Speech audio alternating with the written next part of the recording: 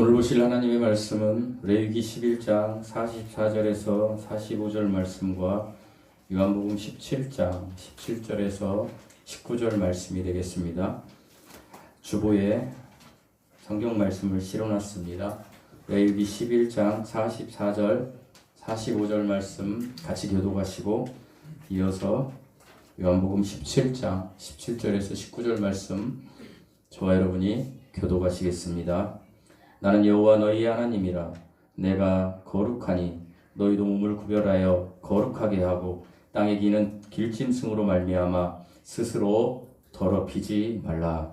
나는 너희 하나님이 되려고 너희를 애굽 땅에서 인도하여 내는 여호와라. 내가 거룩하니 너희도 거룩할지어다. 요한복음 17장 17절에서 19절 말씀 교독하시겠습니다. 그들을 진리로 거룩하게 하옵소서.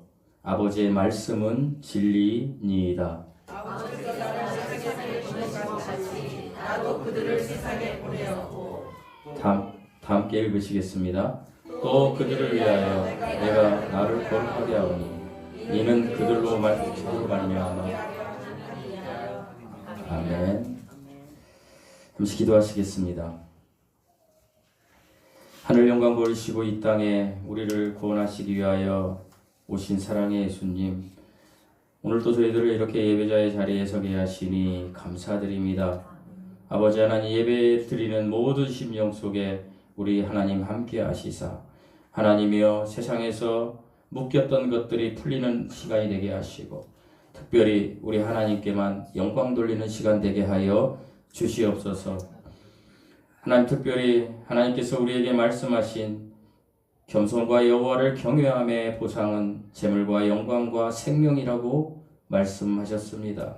우리의 삶이 겸손한 삶이 되게 하시고 여호와를 경외하는 삶이 되게 하여 주시옵소서. 그리하여 재물과 영광과 생명을 얻는 귀한 은혜의 사람들이 되는 역사가 우리 모두에게 임하게 하여 주시옵소서. 이 시간 예배드릴 때에 마음과 뜻과 정성을 다하여 오직 우리 하나님만 신뢰하고 의지하며 우리 하나님만 의뢰하며 예배드릴 수 있는 귀한 은혜가 저희 모두에게 있게 하시고 우리 하나님만 홀로 영광받아 주시옵소서. 감사드리며 우리 주 예수 그리스도의 이름으로 기도드리옵나이다. 아멘. 샬롬. 오늘은 지난주에 이어서 진리로 빚어지는 거룩이라는 제목으로 두 번째 시간을 갖도록 하겠습니다. 그리고 오늘까지 거룩에 대한 설교를 하고 제가 다시 레위기에 돌아가서 다음 주부터 레위기 강의를 이어가도록 하겠습니다. 여러분, 거룩이 뭐라고 말씀드렸죠? 분별됨이라고 말씀드렸습니다. 그래서 여러분이 예수 그리스도를 믿었다라면 여러분이 이미 거룩한 백성이 되신 것입니다. 신분이. 그런데 하나님은 우리에게 왜 거룩하라고 하냐면 우리가 이 세상을 살다 보면 부정해지기 때문입니다. 탐해가 부정이죠. 그러니까 이 부정은 하나님의 기준에 이미 이르렀지만 그럼에도 불구하고 하나님이 원하시는 삶을 살지 못하는 우리들의 그런 상태를 이야기하는 것입니다. 그래서 계속해서 레위기 말씀은 우리에게 정결해져라. 그래야만 거룩하신 하나님께서 우리를 통해서 우리의 거룩이 자라가게 하신다 라고 말씀드렸습니다. 그래서 특별히 요한복음 17장은 지금 오늘 본문은 예수님께서 십자가에 못 박혀 돌아가시기 전날 이제 겟세마네 동산에서 예수님이 간절히 기도를 구하시면서 저와 여러분을 위하여 지금 하나님께 간구하는 것입니다. 아버지 하나님께. 그런데 우리 예수님이 구하신 것은 어떤 기적적인 어떤 일이 아니고 어떤 부를 상징하는 형통된 숫자도 아닌 오직 거룩이었습니다. 거룩하게 하옵시며 저와 여러분이 거룩의 삶을 살게 해달라고 주님이 이야기하시는 것입니다. 사랑하는 성도 여러분, 교회가요 하나님께 속하지 않으면 세상에 끌려갑니다.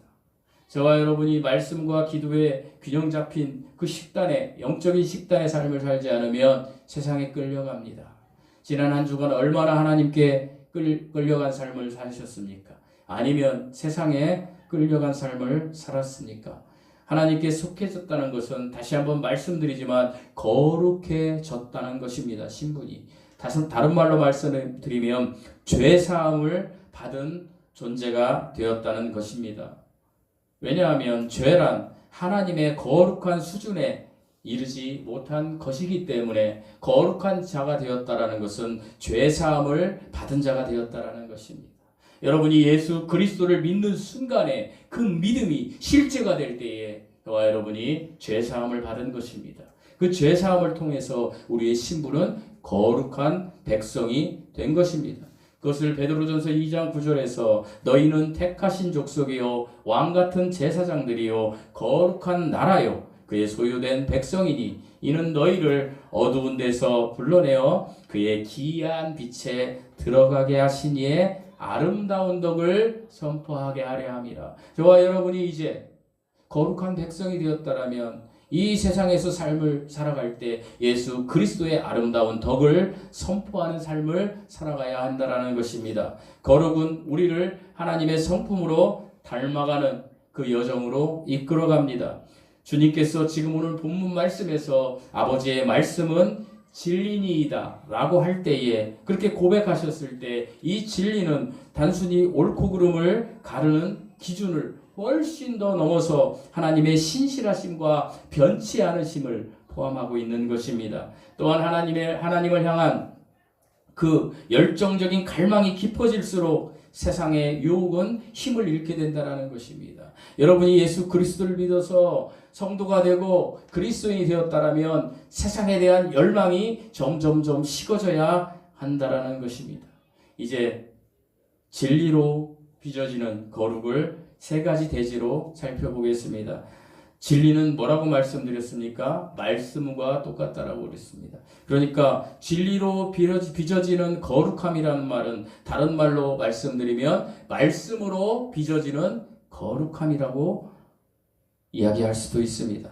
첫 번째로 진리로 빚어지는 거룩은요 절대로 고난 중에 하나님을 떠나지 않습니다. 말씀이 충만한 성도는 고난을 저주로 해석하지 않습니다. 그러나 말씀은 고난 속에서도 하나님께서 침묵하지 않으신다는 사실을 붙들게 됩니다. 말씀은 고난을 통해서 우리를 버리시는 하나님이 아니고 고난 속에서도 우리를 빚으시는 하나님을 보게 됩니다. 저는 지난주에 열왕기상 하와 역대상 상하를 묵상했습니다. 추석 연휴를 맞이해서 온 가족이 워낙 아팠기 때문에 제가 할 수 있는 것은 집에서 성경 읽고 이렇게 식사 차려드리고 병원 가고 이게 전부였습니다. 그런데 별로 이렇게 유쾌하지 않은 시간들이었다라고 생각을 했지만 제가 이제 수요일에는 연휴 마지막 날에는 제가 이렇게 조금 바람을 쐬서 내 머리를 식혀야 되겠다라고 그렇게 생각하고 계획을 잡았는데 그 아무것도 할 수가 없는 상황에 이르렀습니다. 그럴 때 저는 열왕기상하, 역대상하를 읽으면서 제가 은혜를 너무 많이 받았습니다. 특별히 수요일 연휴 마지막 날에는 저녁에 제 그 사랑하는 전 직장 KT 동료 그 팀장이 전화가 와가지고 이렇게 만났습니다. 그분과 제가 역대기하 33장 나눈 이야기를 말씀드렸습니다. 여러분 성경에서 특별히 구약 성경에 보면 열왕기상하, 역대상하가 나오는데 거기에 북이스라엘 왕들과 그리고 남유다의 왕들이 나옵니다. 북이스라엘의 왕은 19명이요 남유다의 왕은 20명입니다. 그런데 북이스라엘의 왕 중에 가장 악한 왕을 선택하라고 한다면 그것은 아합 왕입니다.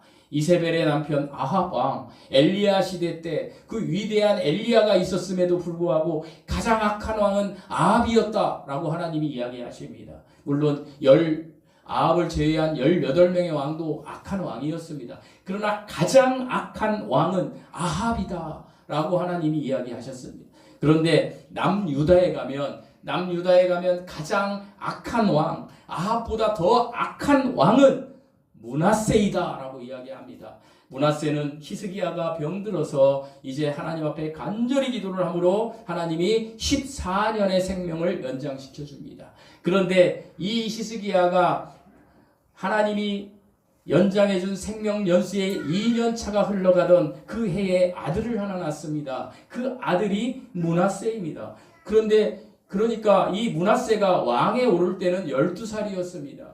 그의 아버지 히스기야, 정말 위대한 왕, 다윗 왕, 요시야 왕, 여호사밧 왕, 그리고 히스기야, 정말 남유다의 위대한 왕, 하나님을 섬겼던 왕들, 선한 왕. 여기에서 악한 왕과 선한 왕은요, 하나님을 믿었느냐, 하나님을 믿지 않았느냐에 따라서 악한 왕과 선한 왕으로 성경은 이야기합니다. 그런데 이 선한 왕인 히스기야 왕의 히스기야라는 위대한 왕을 아버지로 둔 이 므낫세는요, 하나님이 보실 때 가장 악한 왕이라고 이야기하셨습니다. 얼마나 악한지 소개하겠습니다. 이 므낫세는요, 자기가 왕의 12살에 오른 지 55년 동안 이 땅에서 왕 55년이나 했어요. 가장 많이 했어요. 그러면서 무슨 악을 행했느냐? 대표적으로 성경을 보면 자기 아들들을 불의 신전이라면 우상에게 제거하면서 여러분 그 불에다 태워서 죽여버리는 거예요. 누구를요? 자기 자녀들을. 그렇게 악한 왕이었어요. 그리고 자기 아버지 히스기야 때 아합 때 위대한 선지자라면 엘리야였지. 그런데 히스기야 왕 때 위대한 선지자라고 하면 누굽니까? 이사야입니다. 이사야 선지자를 포도즙 틀에 넣어서 그를 죽여버립니다. 피를 짜내서 허리를 자르고. 그런 악한 왕이었습니다. 하나님은 더 이상 므낫세를 용서할 수가 없었습니다. 그래서 하나님은 역대하 33장 12절에 보면 이렇게 합니다. 어떻게? 11절에 보면 아수르의 군대를 보내서 므낫세를 왕 위에서 내려버립니다. 특별히 열왕기상 21장을 보면 이 내용만 나옵니다. 그 악한 왕으로. 그런데 역대하 33장을 보면 그가 어떻게 되느냐? 이제 아시리아의 그 군대에 잡혀서 왕에서 해제가 되어서 끌려가는 그 모습. 우리나라 전직 대통령이 무기징역을 받을 때 그 처참한 모습, 그보다 더 처참한 모습으로 끌려가는 므낫세. 그 므낫세가 그 끌려갈 때에 한 가지를 생각했습니다. 자기 아버지의 하나님 여호와를 생각했습니다.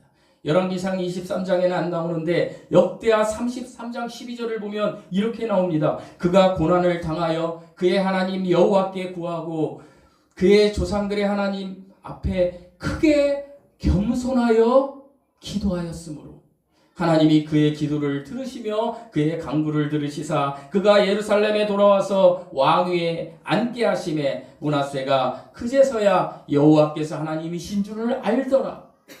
여러분, 므낫세는 정말 악한 왕이었습니다. 그런데 그가 왕위에서 내려왔을 때 하나님의 고난을 통하여 그가 겸손하게 된 것입니다.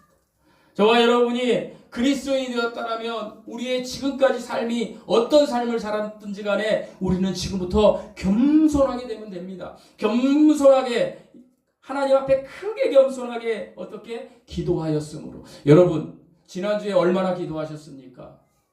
여러분, 여기서 겸손이라고 하니까 사람 앞에 내가 낮아지고 이렇게 하는 모습, 그거 참 좋습니다. 그런데 지금 므낫세를 말하는 하나님은 뭐라고 말씀드리냐? 하나님 앞에 크게 겸손했다. 하나님 앞에. 여러분, 하나님 앞에 크게 겸손한 사람은 무엇을 한다라고 지금 기록되어 있습니까? 기도한다는 것입니다. 여러분이 지난주에 기도하지 않았다라면 여러분은 하나님 앞에 겸손한 삶을 살지 않으신 분들입니다. 그렇다면 지금부터라도 하나님 앞에 크게 겸손하여 기도하는 삶을 사시기 바랍니다. 그럴 때 하나님의 역사가, 므낫세를 통해서 나타난 역사가 여러분에게도 나타날 것입니다. 고난이요? 결코 나쁜 것이 아닙니다. 저는 솔직히 말씀드리면 제 인생의 가장 힘든 시간을 지금 보내고 있어요. 저는 정말로 지금 가장, 우리 가족들도 있어서 이런 얘기하기 하겠지만 가장 힘든 시간을 지금 보내고 있어요. 어머니가 설교를 들으시니까 참 세부적으로 얘기하자. 매일 매 순간 아프고 매 시간마다 아프고 그 모습을 보면서 고통스러워. 저를 만났던 KT의 팀장이 수요일날 저한테 이런 얘기를 했어요. 목사님, 내가 매일 기도하며 뭔가를 선택하는데 결국에 선택은 제가 해야 되는 거잖아요. 그렇죠. 근데 내가 이 선택을 했을 때 이것이 하나님의 뜻인지 아닌지 어떻게 알 수 있어요? 이렇게 질문하더군요. 제가 이렇게 이야기했습니다. 기 팀장님, 우리가 기도하지 않고 뭔가를 우리의 의지로 선택했다면 그건 하나님의 뜻이 아니겠지요. 그러나 김 팀장님이 지금 뭔지는 모르지만 하나님 앞에 간절히 기도하고 선택했다면 먼 날 2년 3년 후에 되돌아보면 크게 우리 하나님이 바라시고 원하시는 길을 내가 선택했던 거야 라고 하실 것입니다. 그리고 반드시 하나님이 일으키실 것입니다. 지금 그 고난 그 고통 속에 있다 한지라도 멈추지 마십시오. 기도하십시오. 제가 이번 주에 문화세 설교를 할 건데 이 설교 또 듣고 있어요. 지금 할 건데 그 문화세 같은 사람도 하나님이 세우시는데 우리를 세우지 않으시겠습니까? 우리 인생길에 고통이 온다 할지라도 결코 하나님을 원망하지 마십시오. 여러분, 바퀴가 달린 것들에는 제동장치가 있어야 돼요. 구르기만 하고 멈출 줄 모르면 바퀴가 주염한 게 없어요. 저 어린 시절에 자전거를 타다가 막 내리막길로 막 갈 때 여러분 얼마나 무섭습니까? 으아 막 이러지 않습니까? 제가 어렸을 때 익산에 가면 금마라는 데가 있는데 천국에 가신 우리 이모부가 연탄 장수를 하셨어요. 과일 장수하고 엄마하고 매일 먹을 게 없으니까 이모네 집을 가는 거예요. 이모네 집을 가면 사과가 있어요. 과일 파르니까 사과 먹고 그러니까 매일 이모네 집에 가는 거예요. 그런데 제가 이제 아주 어렸을 적인데도 이모부가 그 찌개 여러분 이렇게 세 발 달린 찌개인가 이렇게 연탄 찌개 이렇게 뽑는 거 있죠. 연탄 배달이 오면 그걸 가지고 니아가에다 이렇게 가셔요. 그러면 제가 이제 따라갑니다. 어린 마음에. 그리고 나하고 동갑자리 경민이, 그 다음에 지금 서울 사는 그 2살 어린 동생 경원이 서희서 이렇게 따라가요. 이모부를. 따라가면 제 기억에 이모부가 막 이렇게 가시는데 약간 내리막길을 이렇게 가시다가 이모부가 갑자기 이렇게 서요. 이렇게 가다가 우린 뒤에서 그거 밀어요. 근데 이렇게 가시다가 갑자기 서가지고 몸을 뒤로 이렇게 버티시더라고요. 그게 뭐예요? 제동장치예요. 그게 제동장치. 여러분, 우리가 리아카를 끄고 갈 때 너무나 힘들고 지치고 어렵죠. 그런데요, 고난이라는 것이 우리 앞에 오면 우리는 그 제동장치를 통해 서야 된다라는 거예요. 여러분 삶에 어떤 고난이 지금 와 계십니까? 바퀴가 땅바닥을 흡입하여 계속 뒤를 보면서 달리듯이 죄가 유입되어서 내가 지금 달려가는 인생이 이거 하나님이 원하시고 바라시는 인생이 아닌데 막 달려가는 분들 계십니까? 그렇다면 지금 멈추세요. 멈추셔야 합니다. 딱 서서 멈추시고 하나님께로 돌이키셔야 합니다. 이것은요, 이 고난은 저와 여러분이 지금 고난을 겪고 있다라면 하나님이 우리를 깨닫게 하시려고 하나님이 하늘에서 보내신 하늘의 브레이크입니다. 하늘의 제동장치입니다. 시편 50편 51절에 보면 고난의 날에 나를 부르라 내가 너를 구해낼 것이요. 저와 여러분을 하나님이 구해낼 것이라는 것입니다. 저는 요즘요 얼마나 제가 기도하면서 은혜를 많이 받는지 모릅니다. 제가 감히 여러분에게 말씀드리는데 하나님 앞에 절규하면서 기도할 때에 하나님이 우리 교회를 어떻게 하고 그런 게 아니에요. 하나님이 내가 정말 하나님 제가 하나님 앞에 가까워짐을 느끼고 있어요. 매일 매 순간 하나님 앞에 내가 회개하면서 나아가고 있다는 걸 느끼고 있어요. 저와 여러분도 꼭 그렇게 살았으면 좋겠어요. 하나님 앞에 문화세가 크게 겸손하여 한 게 뭐라고요? 기도였습니다. 여러분이 하나님 앞에 크게 겸손하셨다면 기도하셔야 됩니다. 어떻게 기도하지 않고 어떻게 신앙생활을 할 수 있습니까? 여러분 기도하시기 바랍니다.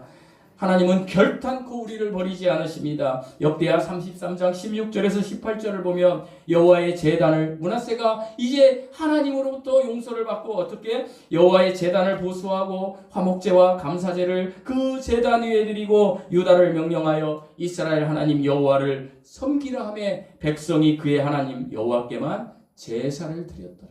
사랑하는 성도 여러분, 하나님께만 제사를 드리는 삶을 사시기 바랍니다. 그럴 때 하나님이 저와 여러분을 통하여 역사하십니다. 그 역사를 통해서 우리의 삶이 변화될 것입니다. 제가 오늘 기도할 때 읽은 잠언 22장 4절에 여러분 제가 매일매일 오늘이 22일이면 잠언 22장 한번 읽어보시지 않겠어요? 라고 권면했습니다. 잠언 22장 4절을 제가 오늘 아침에 묵상하면서 보니까 이런 말씀이 있었습니다. 겸손과 여호와를 경외함의 보상은, 한번 따라서 해보시겠습니다. 겸손과 여호와를 경외함의 보상은 뭘까요?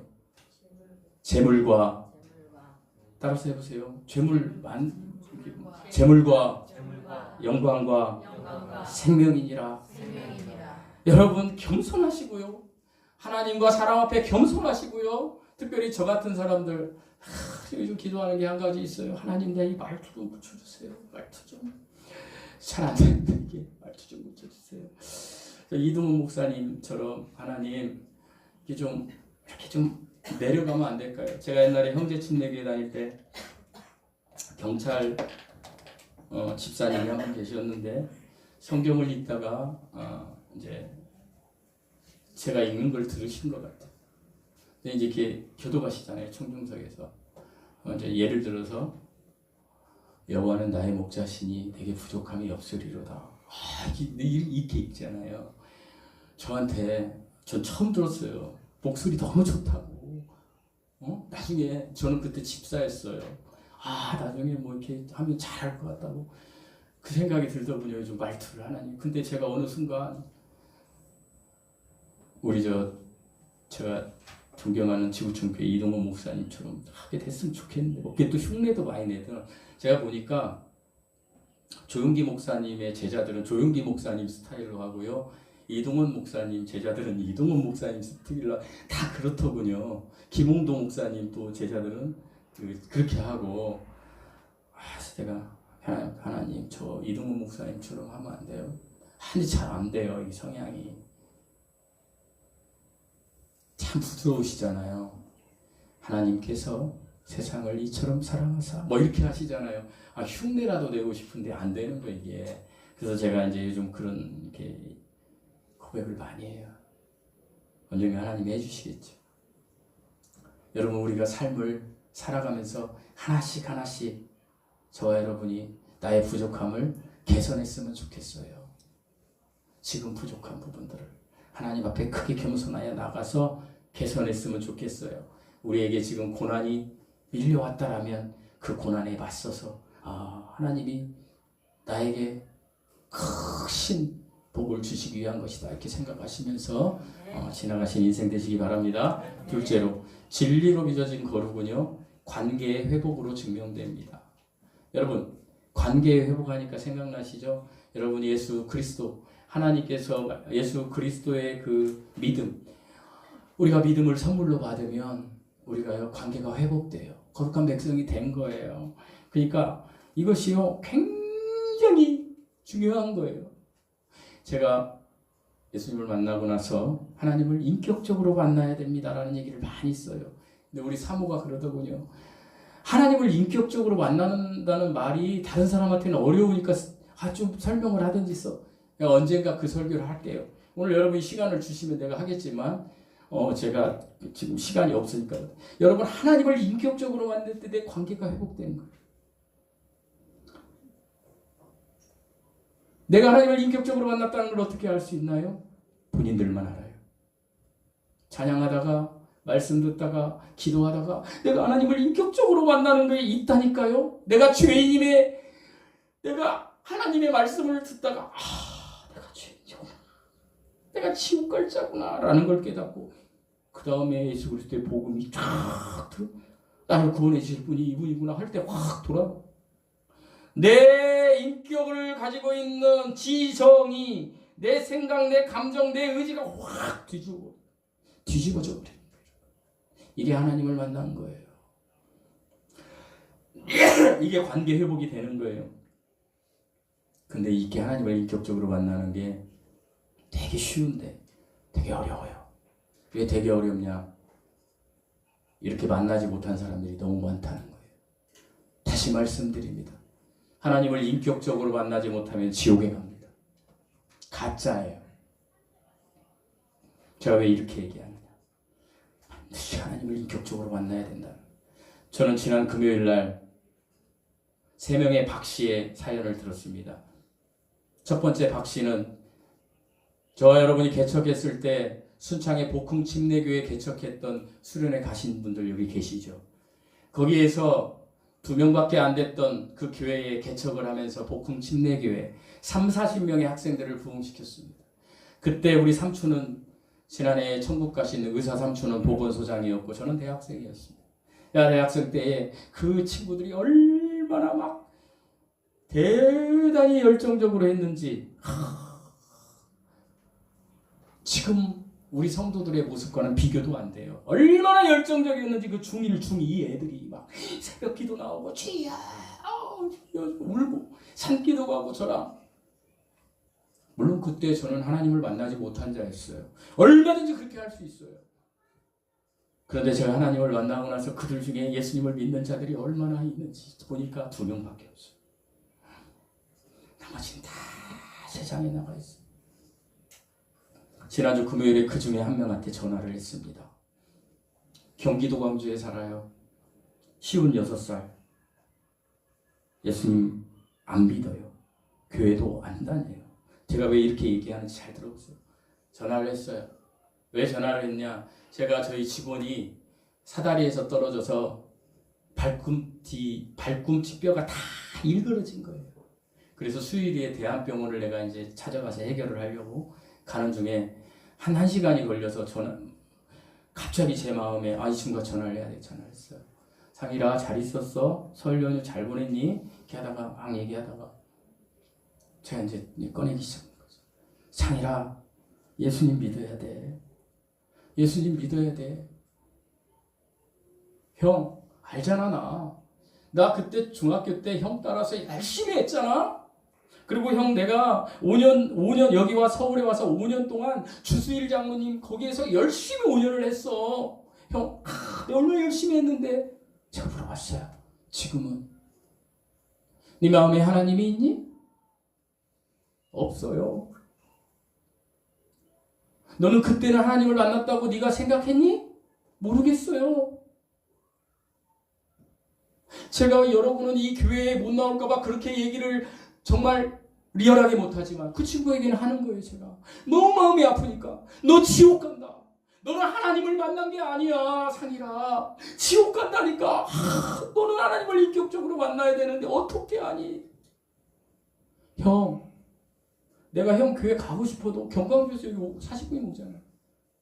내가 하나님이 없어. 형이 우리 교회 나오라는 게 아니야.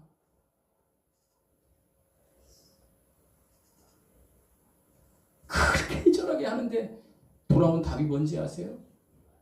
뭐 그렇게 얘기 안 했죠. 형 다음부터 나 전화하지 마 라는 뉘앙스인 거예요.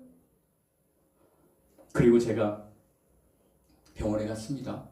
병원에 갔는데 우리 그 직원이 50살이에요. 박명균 과장.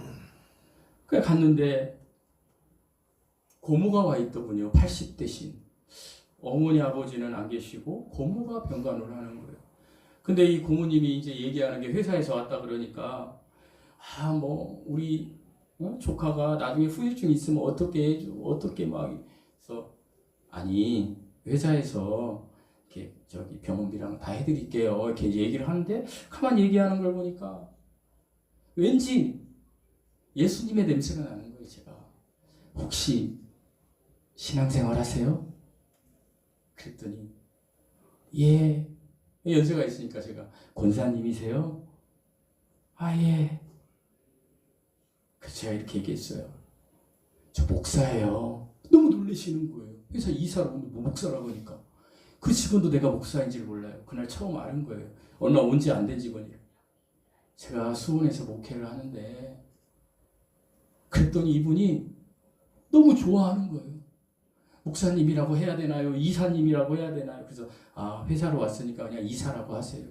이사님, 우리 명균이 좀 어떻게 해주세요. 명균이 좀. 무슨 얘기예요? 얘가 얼마나 신앙생활 잘한 아이인지 몰라요. 그 전까지, 그 대화가 이루어지기 전까지는 그 박명균 우리 직원이 어떤 모습이었냐. 제가 가니까 회사에서 그렇게 해준다니까 너무 좋은 거예요. 막 우리 이사님이 오셨거든요. 막 너무 그 세상에서 내가 지금 갈급한 걸 해준다고 해결하러 왔으니까 너무 좋아하는 거예요. 그런데 고마하고 딱 얘기하고 그때부터 예수 그리스도를 얘기하는 순간 발 기부스를 했는데 발가락은 움직이는데 그 발가락 사이에다가 손가락을 막 집어넣으면서 듣기 싫은 그 어떤 태도. 명균아, 너 옛날에 크리스마스 추리도 네가 교회 거 다 했잖아. 네가 이것도 하고 이것도 하고 이것도 했잖아. 했지. 했었어. 그냥 했어. 좋아서. 너 여기 회사에 계신 분이 목사님이라는데 목사님 우리 명준이 좀 제발 전도해 주세요. 나 그 고모님한테 은혜 받았어요. 그래서 내가 박 과장, 당신 말이야 내가 보니 고모가 어머님 같네. 그랬더니 맞아요. 전 누나 둘 있는데 잊으라고요. 누나들이 돈으로 다 피해를 준 거예요. 이 친구를. 장가도 못 가게. 그러니까 누나들 다 잊으라고. 아버지 어머니는 안 계시고 고모 하나 수유리에서 고모 하나 믿고 이 고모가 엄마나 똑같네. 그랬더니 그렇다는 거예요. 그러면 이 고모가 그렇게 원하는 거 한번 들어드려. 어떻게 뭐라고 얘기했을 것 같아요? 됐어요. 됐어. 와, 여러분 어렸을 때에 예수 그리스도를 인격적으로 만나지 못하면 그렇게 돼요. 안 받아들여. 그리고 제가 투박이잖아요. 첫 번째 박은 박상일, 두 번째 박은 박명균. 일부러 이렇게 얘기합니다. 이 설교 들으면서 회개하라고. 내가 설교 들으라고 했거든. 안 들을 수도 있어요. 세 번째 박이 있어요. 박미영. 이 아가씨는 내가 전혀 모르는 아가씨예요. 근데 그날 어디서 만나냐? 극동방송에서 만났어요. 저는 극동방송을 들고 다녀요. 극동방송에 보니까 어떤 프로그램이 있는데 뭐가 있냐면 방학이라는 프로그램이 있더군요. 3시에. 처음 들었어요. 3시에는 그때 처음 들었어요. 방학이 뭐예요? 교회 다니다가 방학한 사람들한테 PD가 전화를 하는 거예요. 그래가지고 상품 주고 뭐 기도시키고 하는 거예요. 구미에 살더군요. 박미영이라는 자매가. 누가 신청했냐? 엄마가 신청했어요. 우리 딸 제발 예수 믿게 해주세요라고 극동방송에 전화를 하니까 극동방송 PD가 그 딸한테 전화를 한 거예요. 전화를 해가지고 어머니가 이렇게 해서 했는데 뭐 상품을 고르세요. 뭐 소곱창 있고 뭐 12가지인가 뭐 있으니까 너무 좋아하는 거예요. 거기서 하나 그 1번 주세요. 세상 것이 너무 좋은 거죠. 그리고 PD가 이렇게 따라서 하라고 합니다. 하나님, 저는 예수 그리스도를 받아들이기로 따라하기 정말 싫은 거예요. 그 딸이. 그런데 그 PD가 엄마를 삼자통화로 연결했더라고요. 그래가지고 어머님, 딸에게 얘기 한번 하시죠. 딱 하니까 딸이 엄마한테 얘기를 하는 거예요. 누구야? 너 정말 예수님 믿었으면 좋겠어. 엄마가 울어요. 딸이 뭐라고 하는지 아세요? 엄마 때가 있겠지. 안 받아들여요.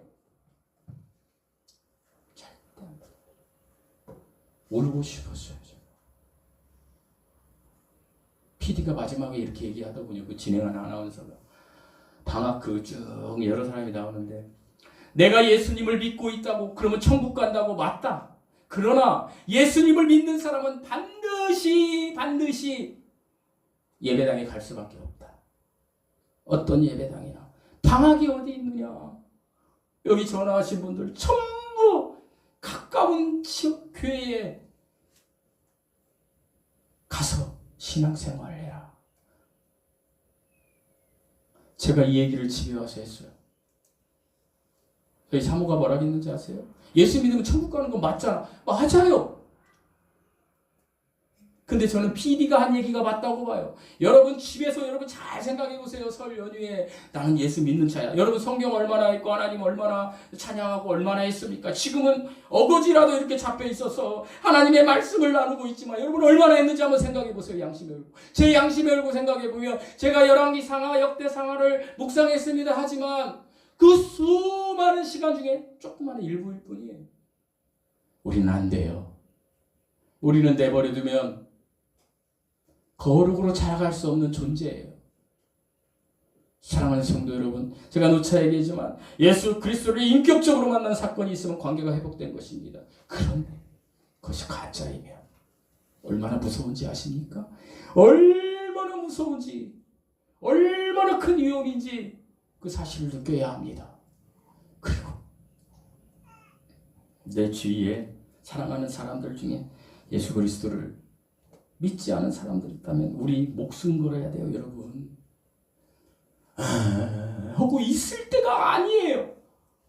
내 자녀가 지옥 가는데, 내 남편이 지옥 가는데, 하고 있을 때가 아니에요. 저는 요즘 은혜 중에 은혜가 뭐냐면, 명절에도 우리 사모와 어머니가 이제 많이 아픈데, 사모는 방에 들어가서 못 나오니까 어머니 케어를 내가 해야 되는데, 엄마, 어디 아파? 엄마 어디 아파? 병 가야 돼? 그리고 와서 성경을 다 펼쳤는데 얼마나 이 말씀이 나에게 막 들어오는지 이런 걸 느꼈어요. 하나님, 제가 이렇게 고백했어요. 하나님, 왜 사람들을, 그러니까 제 얘기예요. 제가 그냥 얘기한 거예요. 왜 사람들을 하나님 어떤 사람은 60, 어떤 사람은 80, 어떤 사람은 20살에 죽게 하셨어요? 하나님 그냥 60살만 살다가 제가 60이니까 60살에 365일 중에 모든 사람이 1월 1일부터 12월 31일 중에 60살이 도달되면 죽는다. 그렇게 하셨으면 얼마나 고통했겠어요. 그럼 하나님 내가 60살 지금인데 1월 1일부터 내가 오늘 죽을지 1월 2일 날 죽을지 2월 22일 날 죽을지 그러면 내가 하나님 앞에 얼마나 두렵고 떨리는 마음으로 살겠어요. 하나님 그렇지 않아요, 여러분? 여러분이 올해 남은 일수 중에 하루 죽는다라고 하면 얼마나 여러분 두렵고 떨리는 마음으로 살아가겠어요? 얼마나 기도하면서 얼마나 말씀 보면서 살겠어요? 막연하게 예수님 믿는다고 변화도 없이 막연하게 그냥 그렇게 사시면 안 돼요. 하나님은 우리가 거룩으로 자라가길 바라는 거예요.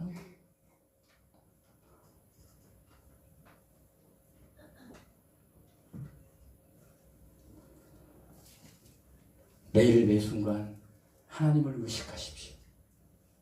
여러분이 관계 회복된 분들이라면 여러분 제가 여기서 수도 없이 10년 동안 복음을 전한다고 했는데 아직도 멍한 상태로 그냥 뭐 교회 다니니까 나 천국 가겠지?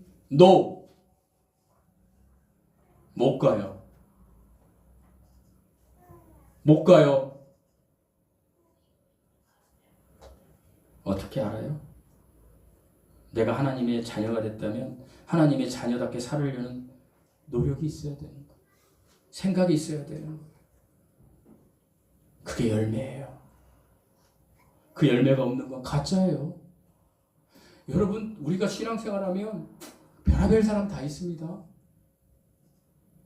어떤 사람은 기도에 어떤 은혜를 받아가지고 다른 거 다 빼놓고 기도 랄랄랄랄랄랄 하는 사람도 있고요. 어떤 사람은 말씀만 봐요. 집에서는 안 보면서 교회 와서 말씀만 보는 사람도 있어요. 되게 웃겨요. 삶으로 말씀을 쓰지는 않아요. 이 말씀이요 그냥 저쪽에 가 있어요. 사람들 만날 때는 막 세상 얘기 막 하다가 경건한 데만 오면 이런 목사님들 있어요. 어떤 사람은 지 감정이 안 좋으니까 늘 찬양해. 다 좋아요. 그걸 부정하는 게 아니에요. 그런데 중요한 건 뭐냐? 내가 위로받기 위해서 하시면 안 된다라는 거예요. 기도와 말씀과 찬양이. 하나님께 영광 돌리기 위해서 해야 된다라는 거예요, 여러분. 이것이 거룩한 백성의 정체성이에요, 여러분. 여러분이 예수 그리스도의 자녀가 되었다면, 그리스도인이 되었다면 이게 나타나요. 여러분, 왜 그 수도 없이 신앙생활을 했으면서 관망하고 계십니까? 왜 내가 먼저 나갑니까? 하나님이 나에게 주신 은혜가 있으면 그대로 표출되면 되는 거예요, 여러분. 그대로 간증하시면 되는 거예요. 근데 그게 없어. 말씀도 안 보고 기도도 안 하고 찬양도 안 하는 거예요. 하나님의 역사가 없는 거예요. 사랑하는 성도 여러분, 거룩의 말씀을 이제 마치면서 여러분이 하나님의 나의 거룩한 백성이 되었다면 정신 차리십시오. 저도 정신 차리려고 합니다. 그리고 유튜브에 제가 우리 교회 홈페이지에 실었는데